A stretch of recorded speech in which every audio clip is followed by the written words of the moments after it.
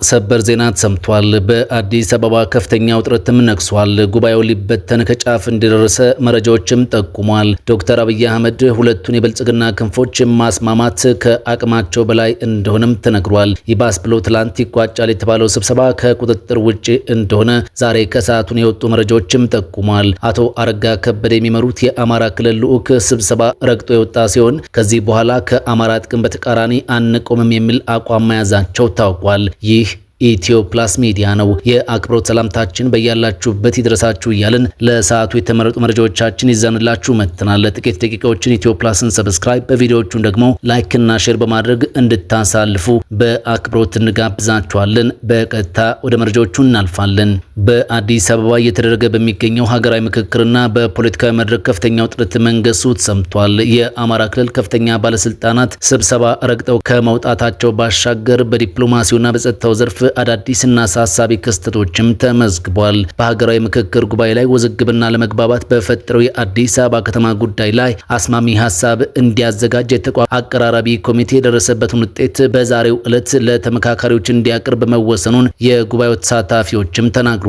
ኮሚቴው አስማሚ ሀሳቡን የሚያዘጋጀው በአዲስ አበባ ጉዳይ ላይ በተለያዩ ደረጃዎች የተከፋፈሉ ቡድኖች ያቀረቧቸውን ሀሳቦች ከቃለ ጉባኤዎች ላይ ከመረመረ በኋላ እንደሆነም ታውቋል። በ8 ዋነኛ አጀንዳዎች ተከፍለው ላለፉት 35 ቀናት ሲካሄድ የቆየ የሀገራዊ ምክክር ጉባኤም የአዲስ አበባ ከተማን ጉዳይ ሲመለከት የቆየው በፌዴራል ከተሞች ዕጣ ፈንታ ላይ እንዲመካከሩ በተመደቡ ቡድኖች አማካኝነት ነበር።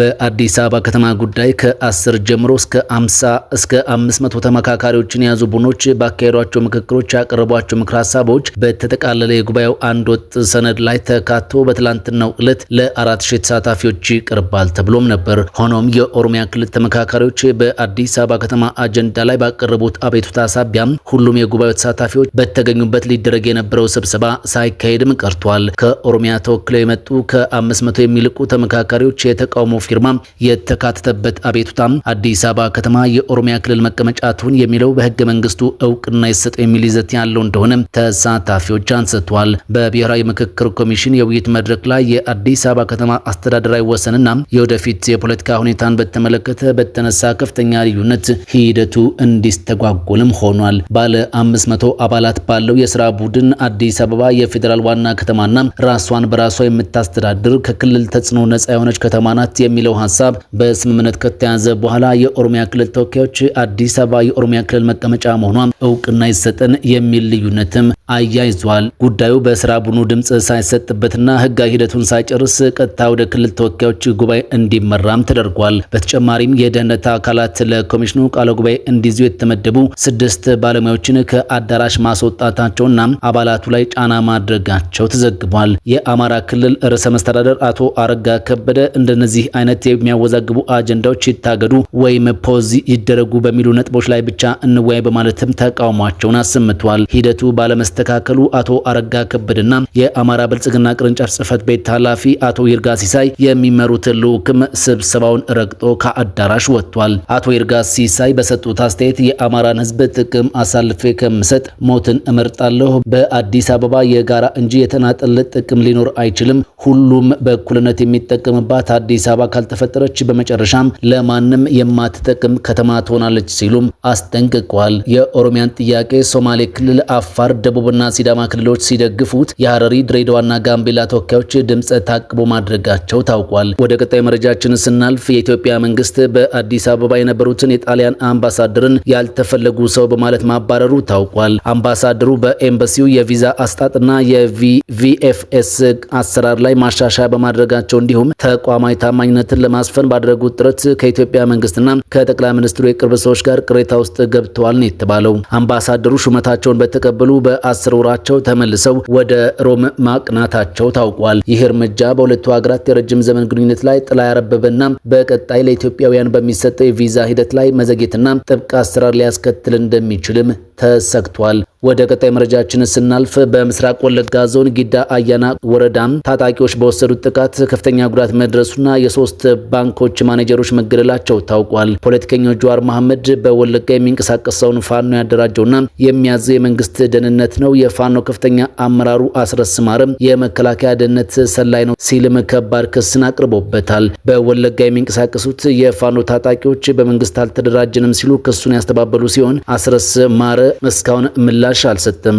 በአካባቢው እየደረሰ ያለውን የንጹሃን ግድያ በመቃወም ህዝባዊ የተቃውሞ ሰልፍም መደረጉ ታውቋል። ወደ መጨረሻው መረጃችን ስናልፍ ኢትዮጵያና አሜሪካ በመከላከያና ደህንነት ዘርፍ ለመተባበር መስማማታቸው ተነግሯል። ወደ አሜሪካ የተጓዘው የኢትዮጵያ መከላከያ ሰራዊት ልዑክ በሁለቱ ሀገራት መካከል የመከላከያና ደህንነት ዘርፍ አጠቃላይ ስትራቴጂካዊ ትብብር እንዲመሰረት የሚያስችል ስምምነት መፈጸሙም ተዘግቧል። ከአሜሪካ ጋር የተደረሰው የሁለትዮሽ የመከላከያ ስምምነት ብሔራዊ ጥቅሞችን ማስጠበቅ እንዲሁም በአፍሪካ ቀንድ ቀጠና ዘላቂ ሰላምን ማረጋገጥ ላይ የተመሰረተ መሆኑን የውጭ ጉዳይ ሚኒስቴር አስታውቋል።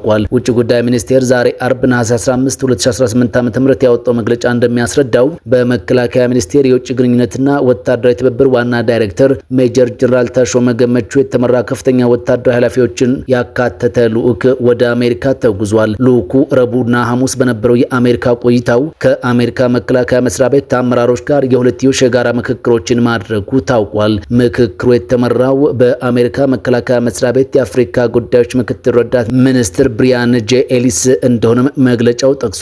የውጭ ጉዳይ ሚኒስቴር መግለጫ በሁለቱ ሀገራት መካከል ያለውን ወታደራዊና ዲፕሎማሲያዊ ትብብር ወደ አዲስና የላቀ ምዕራፍ ለማሸጋገር ስምምነት ላይ ተደርሷልም ብሏል። ሁለቱ ሀገራት የመከላከያ ተቋማዊ ትብብር ለማስፋፋትና ስትራቴጂካዊ ቅንጅትን የበለጠ ለማጠናከርም መስማማታቸው ታውቋል። የአሜሪካና ኢትዮጵያ አጠቃላይና ስትራቴጂካዊ ትብብር ከሚመራባቸው አምዶች አንዱ ብሔራዊ ጥቅሞችንና የጋራ ተጠቃሚነትን ማረጋገጥ የሚለው ነው። የጋራ መተማመንን በማጠናከር ዘላቂ ትብብርን መመስረት ሌላኛው የትብብሩ መሰረት እንደሆነም ተገልጿል። ሁለቱ አገራት ትብብራቸው በአፍሪካ ቀንድና በሰፊው ቀጠና ዘላቂ ሰላም፣ ደህንነትና መረጋጋትን ለማረጋገጥ የሚደረጉ የጋራ ጥረቶችን ማጠናከርን መርህ እንደሚያደርግም ተስማምተዋል ተብሏል።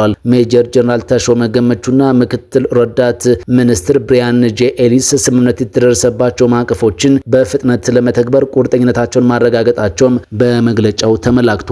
ሁለትዮሽ የመከላከያ ግንኙነቱን ወደ ተሻለና ወደፊት ላይ ያተኮረ ስትራቴጂካዊ አጋርነት እንዲሆንም መስማማታቸው ታውቋል። አዲስ አበባና ዋሽንግተን ባለፈው ግንቦት ላይ የተፈራረሙት የሁለትዮሽ መዋቅራዊ ምክክር ማዕቀፍ ስምምነትም በተመሳሳይ ከሚያተኩርባቸው ጉዳዮች አንዱ የመከላከያና ጸጥታ ትብብር ነው። የውጭ ጉዳይ ሚኒስትር ጌዲዮን ጢሞቴዎስ ወደ አሜሪካ ተጉዘው የፈረሙት ይህ ስምምነት በጸጥታ ጉዳይ ትብብርን ለማጠናከርና በጋራ የደህንነት ጉዳዮች ዙሪያ ተሳትፎን ለማጠናከር ምክክሮች እንዲደረጉ የሚያስችል እንደነበርም ተነግሯል። ለሰዓቱ የተደመጡ መረጃዎቻችን በዚሁ ተጠናቋል። ኢትዮ ፕላስን ሰብስክራይብ፣ በቪዲዮቹን ደግሞ ላይክ እና ሼር በማድረግ ስለምትደግፉና ስለምታበረታቱን ከልብ እናመሰግናለን። ሰናይ ጊዜ